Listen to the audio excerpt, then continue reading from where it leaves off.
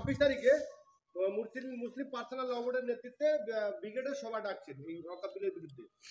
আপনি কি যাবেন? এই যে ব্রিগেড ময়দানে জেনারা করছেন, সবাই করছেন, ওর মধ্যে জেনারা কিছু যে কিনা আগে দেখেছেন, হ্যাঁ, যে সেইখানে ওয়াকফ নিয়ে খুব চিল্লাচিল্লি হুড়োহুড়ি, কি বুঝলেন?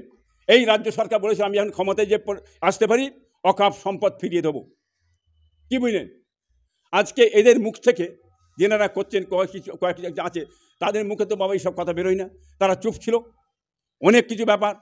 তাহলে এনারা বলতে পারলেন না যে আপনি বলছেন দিল্লি যে করুন, হ্যাঁ, আন্দোলন করুন, হ্যাঁ, এই যে মমতা ব্যানার্জি আপনি সাহেব আপনি যে বলছেন এটা কেন বলছেন, কি কারণ? আমরা কি দিল্লিতে বিজেপিকে ভোট দিয়ে এসেছিলাম না পশ্চিমবাংলা আপনাকে ভোট দিয়েছিলাম? শওকত মোল্লা চেঁচাচ্ছে আর একই ভাষা বারবার দেখবেন, একই ভাষা, ওই এক ভাষার দ্বারা নতুন ভাষা উনি শেখেনে, আপনারা দেখে নেবেন একই ভাষা খালি বলে যাচ্ছে, হ্যাঁ, এই করব ওই করব, নওশাদকে এই করব, এই তো সারা জীবন শুনে এসছি। একটা চুল ছিঁড়ে করার ক্ষমতা নেই তোমার, হ্যাঁ, ওই গুন্ডামি করে তোমার ছাড়াই রাস্তা বাঁচার রাস্তায় গুন্ডামি যদি করতে পারো মমতার কাছে বড় পথ পাবে, আর গুন্ডামি যদি না করতে পারো তুমি পায়ের তলায় চলে যাবে, এটাই বলে রেখে দিন।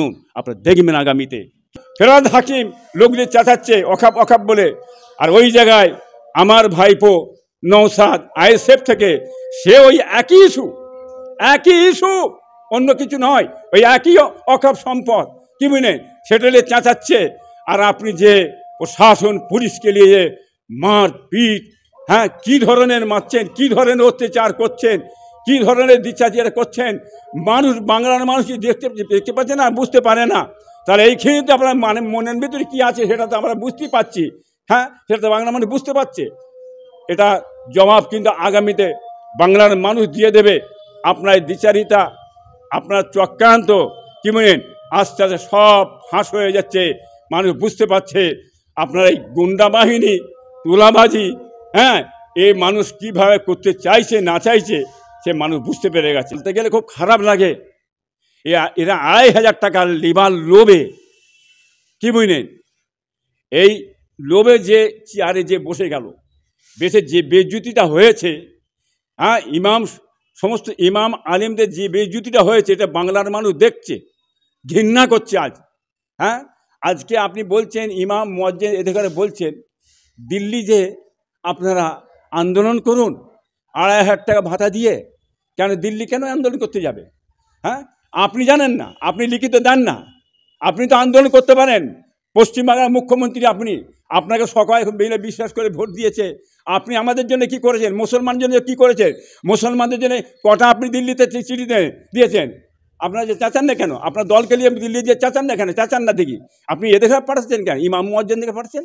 ও এরা কিছু বোঝে না তো, মাথায় হাত বুলিয়ে কী করে আপনারা কাজ করেন, ভোটের সময় আমার কাজ করবেন, আতু দিয়ে দাও, ক টাকা, 500 টাকা বেরিয়ে দাও, হ্যাঁ, 1000 টাকা বেরিয়ে দাও, এই লোভে পড়ে এরা আমার মানে দলের জন্য এরা প্রচার করে বেড়াবে, এ ঘুরে কিন্তু বালি। আমরা বুঝতে পারছি পায়ের তলার মাটি কিন্তু দিদিমদি সরে গেছে, যেমন করে হোক পশ্চিমবাংলায় একটা হুড়োহুড়ি শুরু করতে হবে, এটা চক্রান্ত, বিশাল চক্রান্ত।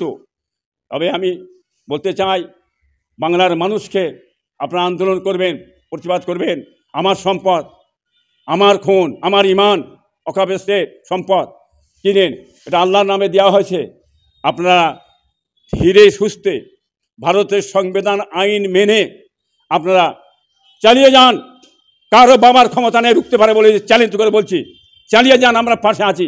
আপনারা সমস্ত জায়গায় আন্দোলন, হ্যাঁ, প্রতিরোধ গড়ে চলুন, হ্যাঁ, সব দলমত নির্বিশেষে আপনারা করে যাবেন, অধিকার সমস্ত মানুষেরই আছে। ভারতবর্ষ গণতন্ত্র রাষ্ট্র, প্রত্যেক মানুষের, হ্যাঁ, প্রতিবাদ করার মানে অধিকার আছে, তারা তাদের প্রতিবাদ করবে, বলবে, ন্যায় কথা চাইবে, তাদের ন্যায়ের জন্যে সংবিধান আইন মেনে তারা চলবে, এটা আমি বলতে চাইছি সকলকে।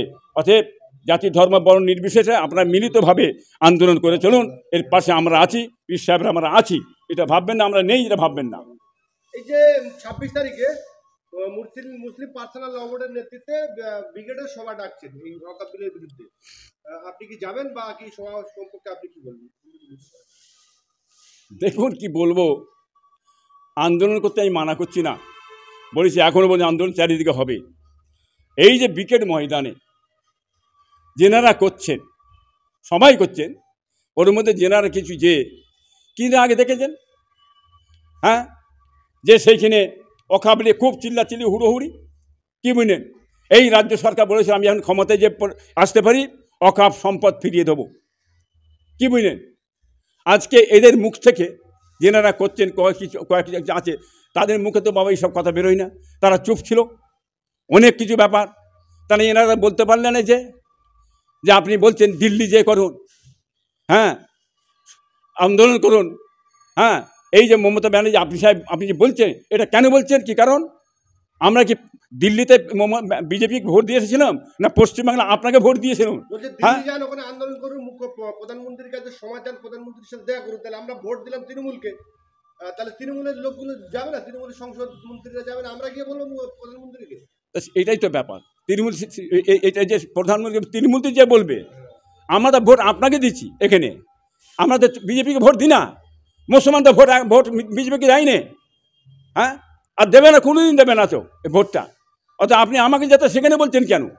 তো এই বলার অর্থ কি? তাহলে আপনি কি আমাকে বিজেপিতে হয়ে যেতে বলছেন, না বিজেপিতে চলে যেতে বলছেন? এটা বলার অর্থটা কি, ভিতরে ব্যাপারটা কি? হ্যাঁ, তার জায়গায় তারা আছে, আমাদের জায়গায় আমরা আছি, আমরা তো আপনাকে ভোটটা দিচ্ছি। এর আন্দোলন যান আপনি তৃণমূল পার্টি থেকে আপনারা যান, যে আন্দোলন করুন বলুন, সেখানে ধর্নায় বলে যন্ত্র মন্ত্র যে বসে যান না আমাদের মধ্যে, আমরা সে 11 সালে যে যন্ত্র মন্ত্র বসেছি, স্বরাষ্ট্রমন্ত্রীকে যে আমরা প্রতিবাদ করেছি, 52 জন লোক মেরে গিয়েছিলাম আমরা, হ্যাঁ, আপনি যান লোকলি সেই যন্ত্র মন্ত্রে যে বসে যান না, প্রতিবাদ করুন না আপনারা। আপনি এখানে বলছেন, হ্যাঁ, নিজেকে মাথার জন্য ঘুরিয়ে দিচ্ছেন। বাংলার মানুষ কিন্তু আপনার দ্বিচারিতা পুরো ধরে নিয়েছে, এটা মনে রাখবেন। আমি করলে দোষ, উনি করলে দোষ নেই, আমারটা চলবে, ওনারটা চলবে না। আমি ক্ষমতায় আছি, আমি পাওয়ারে আমি আছি, আমি যেটা বলবো সেই কথাটা মেনে নিতে হবে। অন্য দলমত করতে গেলে বাধা দাও, আটকাও, অন্য দলমত কোনো রকম না কথাবার্তা বলে। অকাপ সম্পদ শওকত মোল্লার বাবার একা নয়, গোটা ভারতবর্ষের মুসলমানদের সম্পদ, কি বুঝলেন। উনি মানা করতে পারেন না, উনি যে করতে চাইছেন ওনার দলটাকে, ওই দলটাকে, তৃণমূল দলটাকে, ওই কয়েকটা নেতা আছে তলায় তলায় ধূলিসাৎ করে ভেঙে ফেলে ধ্বংস করে দেয়। আর একই ভাষা বারবার দেখবেন, একই ভাষা, ওই এক ভাষার দ্বারা নতুন ভাষা উনি শেখেনে, আপনারা দেখে নেবেন, একই ভাষা খালি বলে যাচ্ছে, হ্যাঁ, এই করব, ওই করব, নওশাদকে এই করব। এই তো সারা জীবন শুনে এসছি, একটা চুল ছিঁড়ে করার ক্ষমতা নেই তোমার, হ্যাঁ, ওই গুন্ডামি করে তোমার ছাড়াই রাস্তা, বাঁচার রাস্তায় গুন্ডামি যদি করতে পারো মমতার কাছে বড় পথ পাবে, আর গুন্ডামি যদি না করতে পারো তুমি পায়ের তলায় চলে যাবে। এটাই বলে রেখে দিন, আপনারা দেখবেন আগামীতে কিরকম জয় আল্লাহ দেয়।